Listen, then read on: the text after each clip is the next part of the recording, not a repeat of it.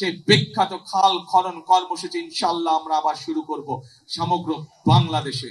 আমরা সেই কর্মসূচি করব এবং সেই কর্মসূচির অংশ হিসেবে ঢাকা মহানগরীতে জলবদ্ধতা দূরকরণের জন্য যতগুলো খাল, যেখানে যেখানে প্রয়োজন খাল খনন প্রয়োজন, ইনশাআল্লাহ যত দ্রুত সম্ভব সরকার গঠনের সাথে সাথে আমরা এই কাজের হাত দেব ইনশাআল্লাহ, যাতে মানুষ জলবদ্ধতা থেকে রক্ষা পেতে পারে, যাতে মানুষের চলাফেরার কষ্ট না হয়।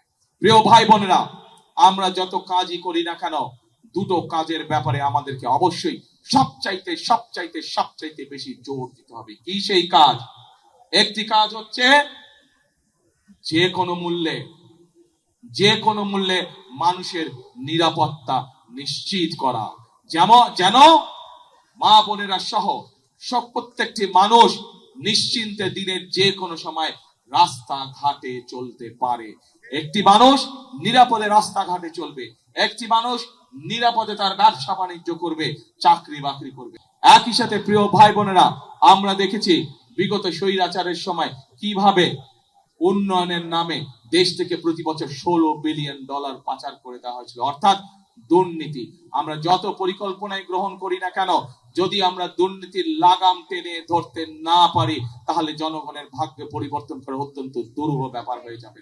সেজন্য আমরা সিদ্ধান্ত করেছি যে কোনো মূল্যে আমাদের যত পরিকল্পনা আমরা করেছি সেগুলোকে বাস্তবায়নের জন্য, সেগুলোর সুফল যাতে জনগণের ঘরে পৌঁছতে পারে, তার জন্য আমরা দুর্নীতি এবং আইন শৃঙ্খলা রক্ষা যে কোনো মূল্যে জনগণের জন্য, এই দেশের জন্য আমরা নিশ্চিত করব। এটি আমাদের সর্বোচ্চ সিদ্ধান্ত। আমাদের প্রিয় ভাই বোনেরা, আমি ঢাকা 17 থেকে নির্বাচন করছি। আমি ঢাকা 17 যে অঞ্চলটি, সেই অঞ্চলেই আমি ছোটবেলা থেকে বড় হয়েছি। আমি ওই এলাকারই সন্তান।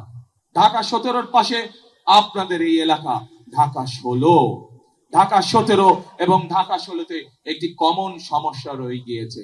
বহু মানুষ আছেন যাদেরকে প্রতি মুহূর্তে একটি দুশ্চিন্তার মধ্যে থাকতে হয়। এই এলাকা, এই সমস্যা আমার ঢাকা 17-তেও আছেন। বেশ কয়েকটি এলাকা আছে যেখানে মানুষ নিশ্চিন্তে থাকতে পারে না, কিন্তু তাদেরকে প্রতি মুহূর্তে দুশ্চিন্তার মধ্যে থাকতে হয়। আমি সিদ্ধান্ত নিয়েছি, আমাকে আল্লাহর রহমতে আল্লাহ যদি আমাকে সুযোগ দেন, তাহলে সেই মানুষগুলোর জন্য আমি আমার ঢাকা 17 এলাকায় স্থায়ী বসবাসের ব্যবস্থা করব, দেশের আইনগত ভিত্তি দিয়ে।